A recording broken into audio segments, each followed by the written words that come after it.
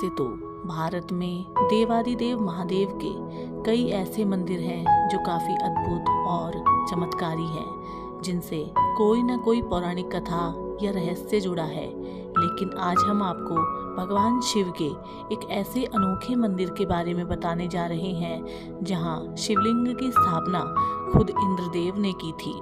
कहा जाता है कि लाखों प्रयासों के बावजूद भी औरंगजेब इस मंदिर के शिवलिंग को नष्ट नहीं कर पाया। यह चमत्कार देखकर मुगलों की फौज भाग खड़ी हुई थी। इस मंदिर को छोटी काशी के नाम से भी जाना जाता है। यह मंदिर बहुत ही दिव्य है। तो चलिए जानते हैं आखिर ये मंदिर कहाँ स्थित है और इससे जुड़ी हुई क्या पौराणिक कथा है। उत्तर प्रदेश राज्य के जनपद हरदोई के मल्लावा छोटी काशी विश्वनाथ के नाम से प्रसिद्ध यह मंदिर बाबा सुनासिरनाथ आस्था का केंद्र बना हुआ है।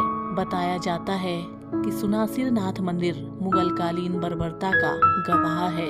कहा जाता है कि पूर्व में इस मंदिर में सोने के कलश, दरवाजे और जमीन पर गिट्टियां जड़ी थी, लेकिन 16वीं शताब्दी में मुगल बादशाह औरंगजेब ने मंदिर का स्वर्ण लूटने के लिए आक्रमण कर दिया। लेकिन जब क्षेत्र के गौरा खेड़ा के लोगों को औरंगजेब के आक्रमण की भनक लगी तो वो उसका मुकाबला करने आ पहुंचे।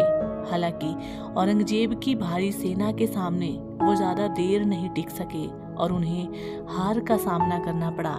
इसके बाद औरंगजेब और उसके सैनिकों ने मंदिर में लगे 2 सोने के कलश, फर्श में जड़ी हुई सोने की गिट्टियां और सोने के घंटे व दरवाजे सब लूट लिए। इतना ही नहीं, उसने मंदिर को भी ध्वस्त करने का आदेश दिया और शिवलिंग पर आरा चलाकर उसे भी नष्ट करने का प्रयास किया। हालांकि तमाम प्रयासों के बाद भी वो इस शिवलिंग को नष्ट करने में असफल रहे। जब औरंगजेब के सैनिकों ने शिवलिंग को उखाड़ने के लिए खुदाई शुरू की तो शिवलिंग की गहराई और उसका आकार बढ़ने लगा। सैनिकों को असफल होते देख उन्होंने आरी चलाकर शिवलिंग को काटने का आदेश दिया।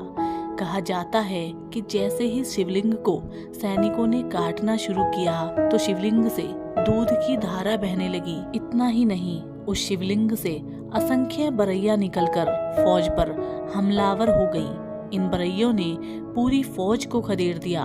तब बड़ी मुश्किल से किसी तरह फौज और औरंगजेब ने अपने प्राण बचाए थे। शिवलिंग को नष्ट करने के उद्देश्य से जब औरंगजेब ने उस पर आरा चलाया था, उसके निशान आज भी शिवलिंग पर स्पष्ट रूप से देखे जा सकते हैं। तो साथियों, सुनासिरनाथ मंदिर की कहानी और सनातन संस्कृति के इन ओझल पृष्ठों को आप सभी के सामने उजागर करने की हमारी मेहनत आपको पसंद आई होगी। और यदि आप इसी तरीके की कहानी देखना चाहते हैं तो आप हमारे चैनल से जुड़ सकते हैं।